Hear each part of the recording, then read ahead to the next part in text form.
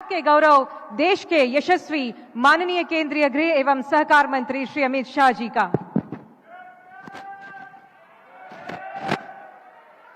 जय हटकेश।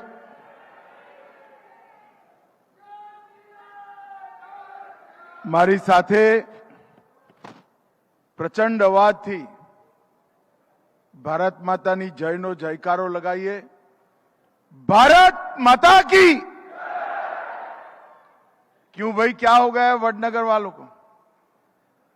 ऐसी आवाज नहीं चलेगी। दोनों हाथ उठाइए, जरा उठाइए दोनों हाथ। वडनगर का संदेश देश दुनिया में पहुंचाने के संकल्प की मुट्ठी बींचे और प्रचंड आवाज से बोलिए, भारत माता की जय श्री राम। आ टीवी वाला बस सेट કરીને બેસી જાઓ। પહેલા હું અહીંયા જ ઉભો રહેવાનો છું। प्लीज બેસી जाओ जरा।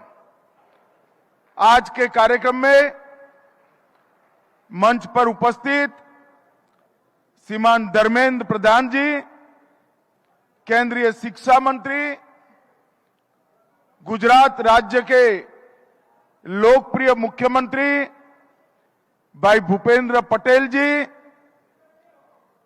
गुजरात के शिक्षा मंत्री ऋषिकेश भाई, पर्यटन मंत्री मुलू भाई, गृह मंत्री हर्ष संघवी, मेहसाणा के सांसद हरिभाई पटेल, राज्यसभा के सांसद मयंक नायक जी, मोदी जी के वडील बंधु सोमाभाई मोदी, जिला पंचायत की अध्यक्षा तृषाबेन पटेल, उपस्थित सभी अधिकारीगण और आज ये पुरातन नगरी में आए हुए वडनगर के वासी, आसपास से गांवों से पधारे हुए सभी भाइयों बहनों को मेरा नमस्कार, प्रणाम।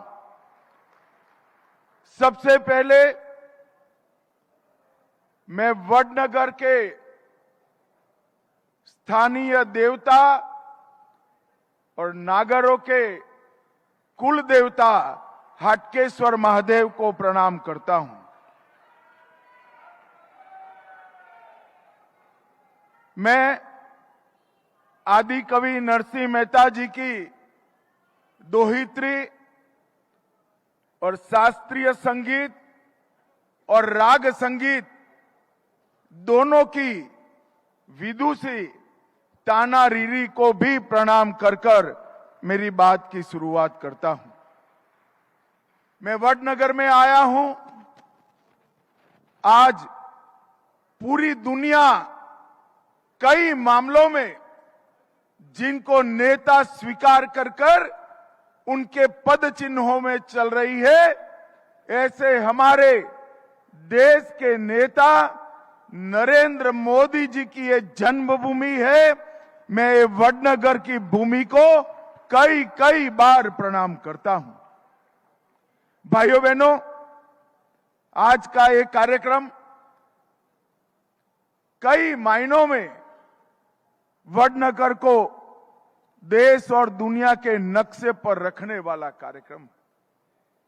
हम सभी जानते हैं हमारा वडनगर सबसे पुरातन शहरों में से एक शहर, जिसने अपनी अक्षुण्णता और जीवंतता के कारण देश के हर काल की संस्कृति की और संस्कार को प्रभावित करने का काम किया। हजारों साल से अनथक रूप से ये वडनगर की यात्रा चलती गई और 2500 साल से पुराने तो हमारे पास इसका प्रमाण भी है। अभी आपने अतीत पर एक फिल्म दर्शाया गया, उसको देखा है। मगर भाइयों बहनों, आज मैं एक कार्यक्रम के माध्यम से समग्र देश की जनता को बताना चाहता हूं, ये पुरातात्विक अनुभवात्मक संग्रहालय उत्खनन परिसर का आप जरूर मुलाकात देखें। दुनिया भर में ऐसा म्यूजियम उपस्थित नहीं है जहां इतिहास और उत्खनन दोनों मौजूद है। आज यहां पर लगभग 300 करोड़ की लागत से एक म्यूजियम बनाया गया है और मैं नरेंद्र भाई को बहुत साधुवाद देना चाहता हूं। इन्होंने ये परिकल्पना कर न केवल वडनगर, गुजरात और देश की संस्कृति को दुनिया के नक्शे पर रखने का काम किया है। संग्रहालय भवन, उत्खनन स्थल, इसके अंदर 2500 साल से पुरानी वडनगर की यात्रा को जीवंत करने का काम संग्रहालय बनाने वालों ने किया है। ये म्यूजियम न केवल वडनगर के पुरातन होने का बोध देता है, वडनगर के हर समय समयांतर में संस्कृति, व्यापार, नगर रचना, शिक्षा और शासन के भी कई सारे कंट्रीब्यूशन को, योगदान को उजागर करता है।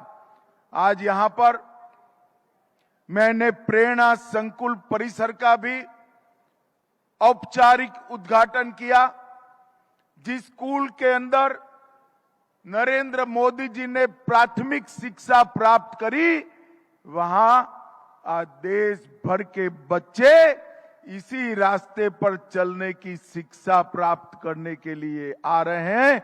ये प्रेरणा संकुल आने वाले देश के भविष्य में कई ऐसे बड़े व्यक्तियों का योगदान देने का काम करेगा। आज यहां पर खेल परिसर का भी उद्घाटन हुआ है।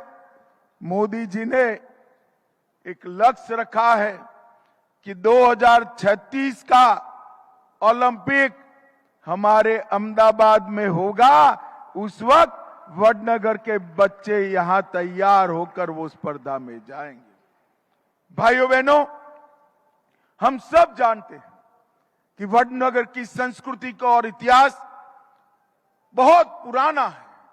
यहां सनातन सन्यासियों ने कई सारे तप, साधना और ज्ञान की उपासना की। जैन साधुओं ने अनेक जैन अगम निगम की रचना का यहां पर तपस्या की। कहा जाता है कि यहीं पर पहली बार एक जैन ग्रंथ, जिसको सिर्फ साधुओं के लिए पढ़ा जाता था, उसको पढ़ने का काम भी, कल्पसूत्र को पहली बार जनता के लिए पढ़ने का काम भी हमारे वडनगर में हुआ। और ये स्थान बौद्ध श्रमणों का भी विहार स्थान रहा।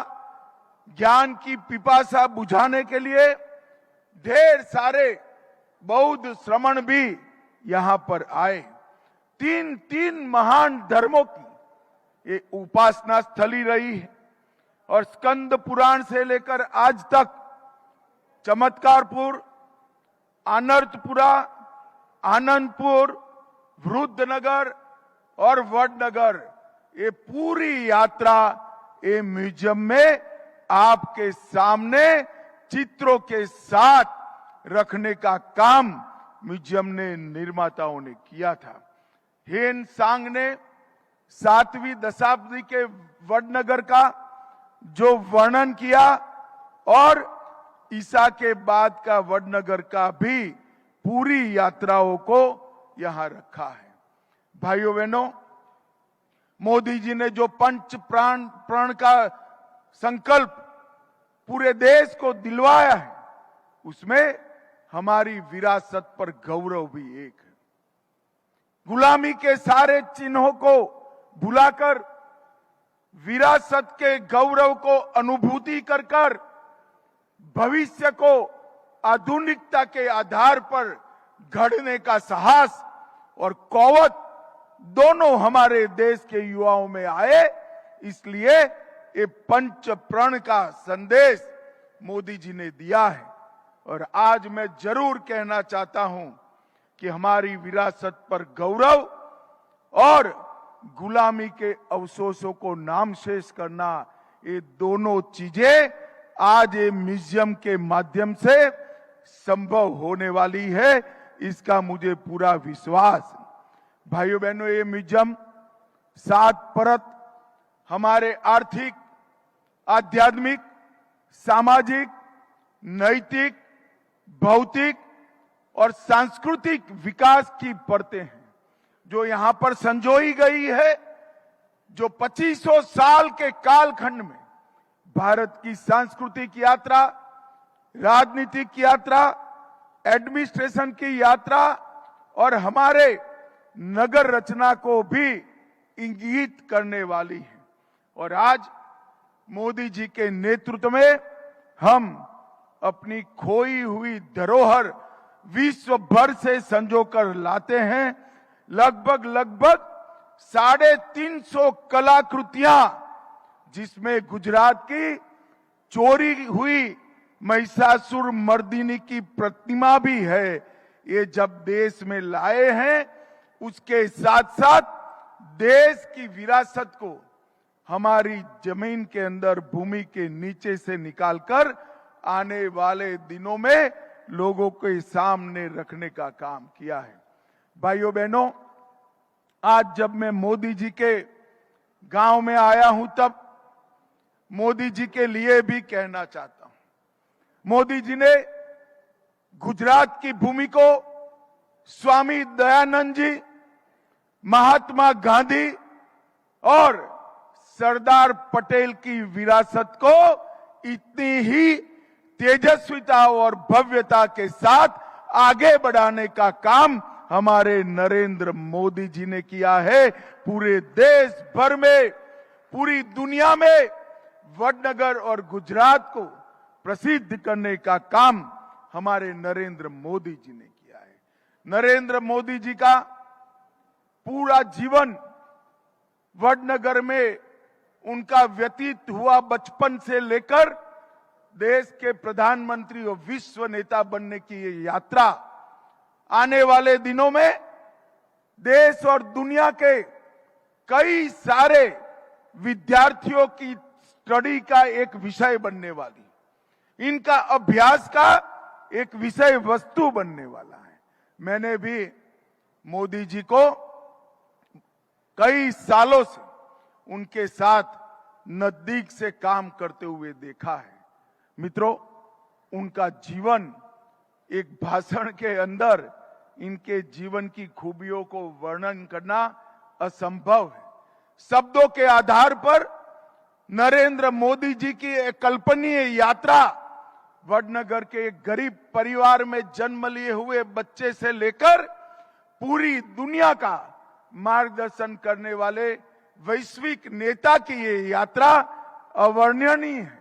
इसको शब्दों में बांध नहीं सकते। मित्रों, ऐसा कहते हैं, साइकोलॉजी में पढ़ाते भी हैं, जिस बच्चे का बचपन दारुण गरीबी में व्यतीत हो, अभाव में व्यतीत हो और कई सारे उपलांभ और उपहासों से भरा हो, वो बच्चा कुंठा से प्रेरित होता है।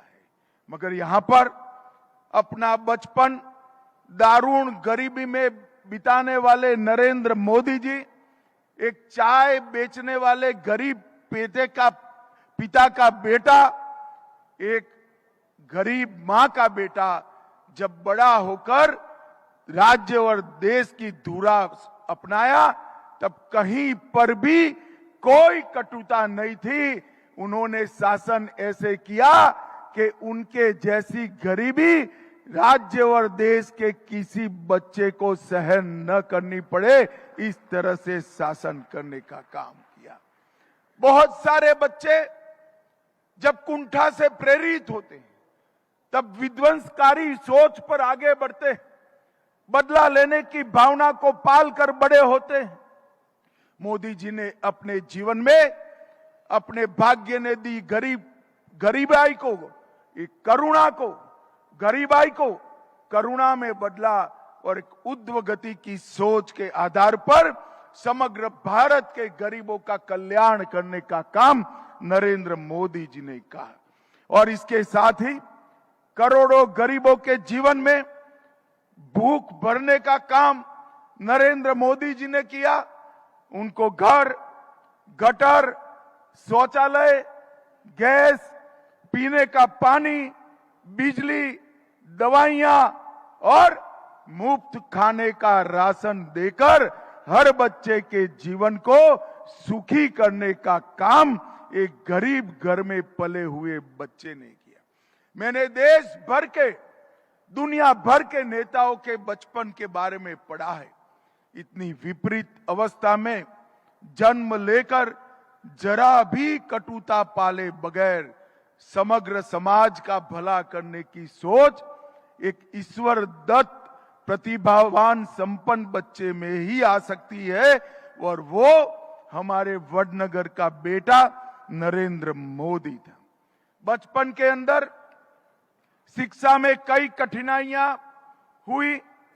उससे लेकर गुजरात में जब मुख्यमंत्री बने, प्राथमिक शिक्षा को महत्व दिया। गुजरात में कन्या केलवनी यात्रा, बच्चियों को और बच्चों को पढ़ाने का एक अभियान लिया, और इसका परिणाम यह आया जब मोदी जी मुख्यमंत्री बने 37% ड्रॉप आउट रेशियो था, और जब मुख्यमंत्री से प्रधानमंत्री बने तब गुजरात का ड्रॉप आउट रेशियो 37% से 1% तक नीचे लाने का काम नरेंद्र मोदी जी ने किया। 100% बच्चे एनरोल हो, अपनी कक्षा ज्वाइन करे, इसके लिए भी काम किया। और जब वो आरएसएस के प्रचारक बने, पूरे गुजरात में एक भिक्षुक की भांति पूरे गुजरात का प्रवास किया। हर वर्ग के, हर जाति के, हर धर्म के लोगों के घर पे भोजन किया, और पूरे गुजरात की समस्याओं का उन्होंने जानकारी लेने का काम किया। और जब किसी भी पॉलिटिकल बैकग्राउंड के बगैर अपने प्रतिभा के आधार पर राजनीतिक क्षेत्र में काम करते करते मुख्यमंत्री बने, गुजरात में की समस्या जो उन्होंने स्टडी की थी, इसको एक एक कर इसका समाधान करने का काम नरेंद्र मोदी जी ने किया। संगठन आधारित एक पार्टी की कल्पना की, जनमत संग्रह, जाति के आधार पर नहीं, व्यक्तित्व के आधार पर नहीं, जनमत संग्रह परिवारवाद के आधार पर नहीं, जनमत संग्रह विचारधारा के आधार पर और विकास के आधार पर जनमत संग्रह, लोकप्रियता पार्टियों की प्राप्त करने का नया प्रयोग गुजरात में नरेंद्र मोदी जी ने किया। और यहां की राजनीति में जो परिवारवाद से लिप्त थी, देश भर की राजनीति परिवारवाद से लिप्त थी, उसको समाप्त कर परिवारवाद की राजनीति की जगह पॉलिटिक्स ऑफ परफॉर्मेंस को एस्टैब्लिश करने का काम हमारे नेता और वडनगर के ही जन्म लेने वाले नरेंद्र मोदी जी ने किया। गुजरात के अंदर एक सर्वसमावेशी, सर्वस्पर्शीय विकास का मॉडल बना, जिसमें विकास में, वो मॉडल में राज्य का कोई भी क्षेत्र अछूता नहीं था और राज्य का कोई व्यक्ति ऐसा नहीं था जिसका समावेश नहीं। वन बंधु कल्याण योजना, सागर खेड़ू कल्याण योजना, 24 घंटा गांव में भारत भर में पहली बार बिजली पहुंचाना, रोड नेटवर्क, इंफ्रास्ट्रक्चर, सौर ऊर्जा के प्रयोगों की शुरुआत, स्ट्रक्चर्ड शहरी विकास और स्ट्रक्चर्ड ग्रामीण विकास और संपूर्ण शिक्षा के प्रयोग गुजरात में करें। और ये सर्वस्पर्शीय, सर्वसमावेशी मॉडल को गुजरात का मॉडल के नाम से पूरे देश ने वखाना भी, जाना भी और स्वीकारा भी। इसी के कारण नरेंद्र मोदी जी गुजरात के मुख्यमंत्री से सीधा देश के प्रधानमंत्री बनने वाले देश के पहले प्रधानमंत्री बने। जब पार्टी का काम करते थे सांस्कृतिक राष्ट्रवाद पर और देश के सांस्कृतिक पुनरुत्थान पर, नरेंद्र मोदी जी के भाषण मेरे जैसे हजारों कार्यकर्ताओं को मंत्रमुग्ध करते थे। मगर जब भाषण देते थे तब कई लोगों को लगता था ये कैसे संभव हो पाएगा। उसमें से एक मैं भी हूं।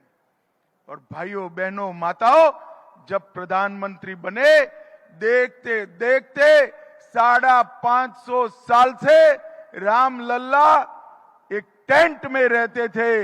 एक भव्य राम मंदिर बनाने का स्वप्न देश का उन्होंने पूरा किया। सरदार पटेल के गुजरात में सबके मन में एक खटक थी कि सरदार चले गए, धारा 370 रह गई। और आप विधाता का खेल देखिए, सरदार चले गए मगर गुजरात के ही बेटे ने धारा 370 समाप्त कर दी। मोदी जी ने 5 अगस्त को धारा 370 को समाप्त कर दिया। और जो कश्मीर, जिस पर हजारों सवाल खड़े हुए थे, कश्मीर को भारत माता का अभिन्न अंग बनाने का काम किया। मुस्लिम बहनों को ट्रिपल तलाक से अन्याय होता था, ट्रिपल तलाक को समाप्त करने का काम नरेंद्र मोदी जी ने किया। और हमारी पंथ निरपेक्षता पर पर्सनल लॉ के कारण हमेशा सवालिया निशान लगता था। मोदी जी ने कॉमन सिविल कोड, समान नागरिक कानून लाकर, यूसीसी लाकर पंथ निरपेक्षता को भी प्रस्तावित करने का काम किया।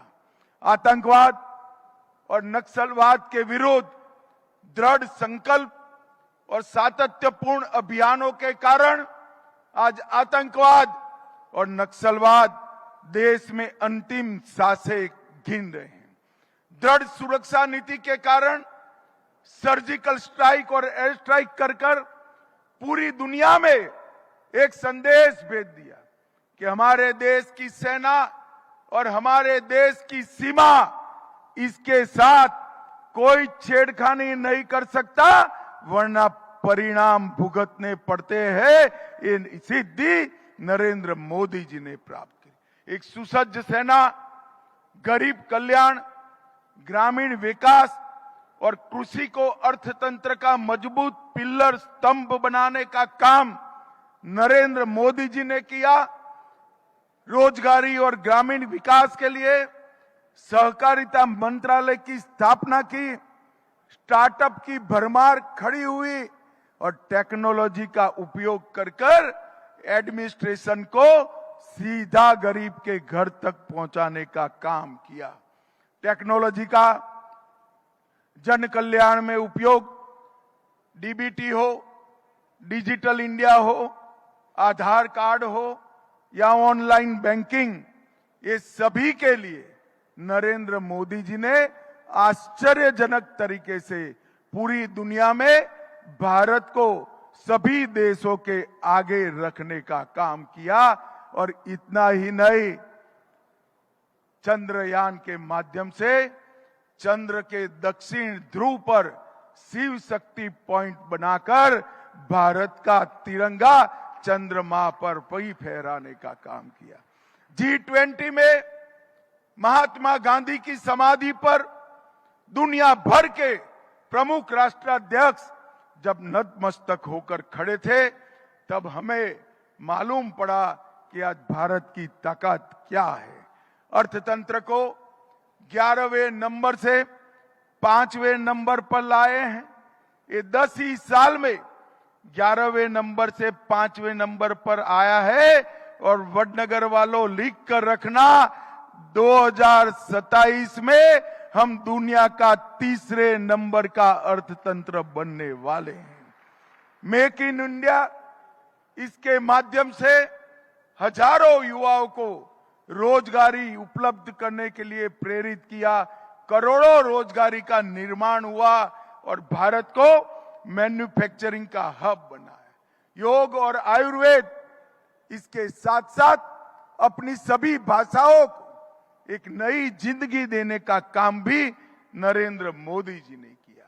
होलिस्टिक व्यू के साथ समग्रता से हमारे आरोग्य के तंत्र को पुख्ता करने का काम नरेंद्र मोदी जी ने किया और हर वृद्ध व्यक्ति को 10 लाख तक का इलाज कर्ज फ्री कर उन्होंने आरोग्य उपलब्ध कराने का काम किया।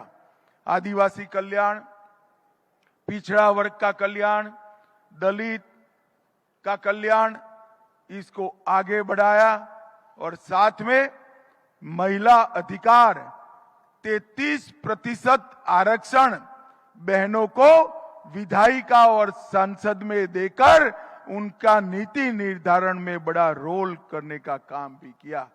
देश ने मोदी जी के समय में ही रीढ़ की हड्डी वाली विदेश नीति देखी और भारत ने किसी को आंख दिखाकर भी आगे नहीं बढ़ना, आंख झुकाकर भी आगे नहीं बढ़ना, सबके साथ आंख से आंख मिलाकर समानता से बात करने का एक परंपरा, नई विदेश नीति की रचना भी नरेंद्र मोदी जी ने की है।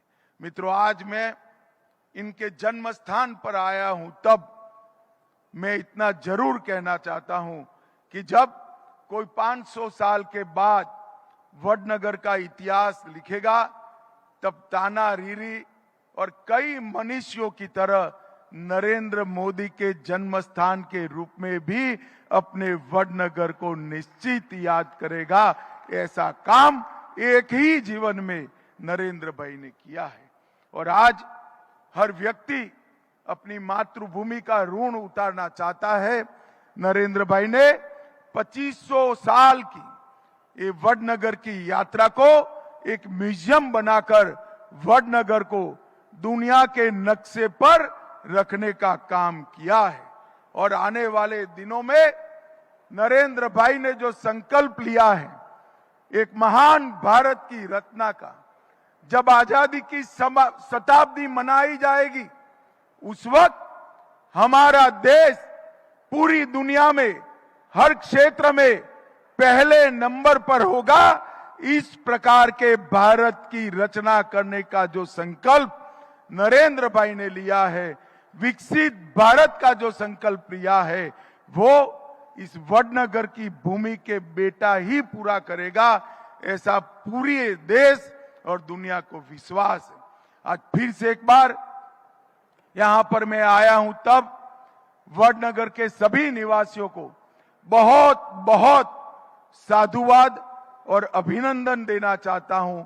ये म्यूजियम वडनगर के इतिहास को दुनिया के नक्शे पर रखने वाला होगा और नरेंद्र मोदी जी का ये पुरुषार्थ, नरेंद्र मोदी जी का एक कर्मयोग, ये आने वाले दिनों में वडनगर को पूरी दुनिया में उत्सुकता, जानकारी प्राप्त करने का और अभ्यास करने का केंद्र बनाएगा।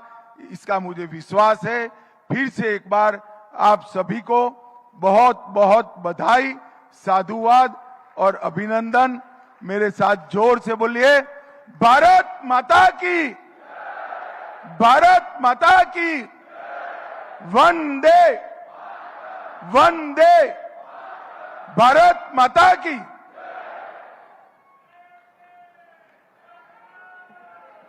बहुत बहुत धन्यवाद।